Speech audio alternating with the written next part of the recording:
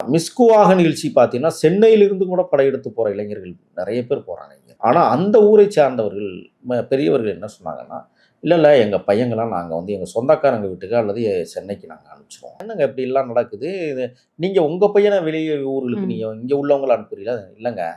அன்னைக்கு மிஸ்குவாக நடக்கிற நிகழ்ச்சியிலிருந்து 15 நாள் நிகழ்ச்சியாக அந்த கோயில்ல திருவிழா நடக்கும். இந்த 15 நாளும் இந்த திருநங்கைகள் படுத்துற பாட்டுல எல்லா பிள்ளைங்களும் கெட்டு போய் நிக்குது. அவர் சொல்றாரு, "நிலங்களில் கிடக்கிற ஆணுறைகளை எங்களால் கூட்டி அள்ள முடியவில்லைங்கிறாரு. சின்ன குழந்தைங்கலாம் அப்படி போம்போது அங்க கிடக்கிற ஆணுறைகள எடுத்து பலூன் மாதிரி ஊதிக்கிட்டு எங்க ஊருக்குள்ள வரும்போது எங்களுக்கு வேதனையா இருக்குன்னு சொல்றாரு. அப்ப எந்த லெவலுக்கு அங்க சீர்கெட்டு போய் கிடக்கு என்பதற்கு எடுத்துக்காட்டு அந்த பெரியவர் சொன்ன விஷயங்கள்.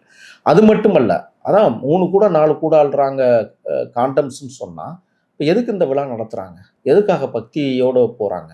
அப்ப அந்த கோவிலினுடைய புனிதத்தை சிதைப்பதற்கான வேலைய தானே இவங்க செய்றாங்க. நான் கண்ட காட்சிகளை சாட்சி அது.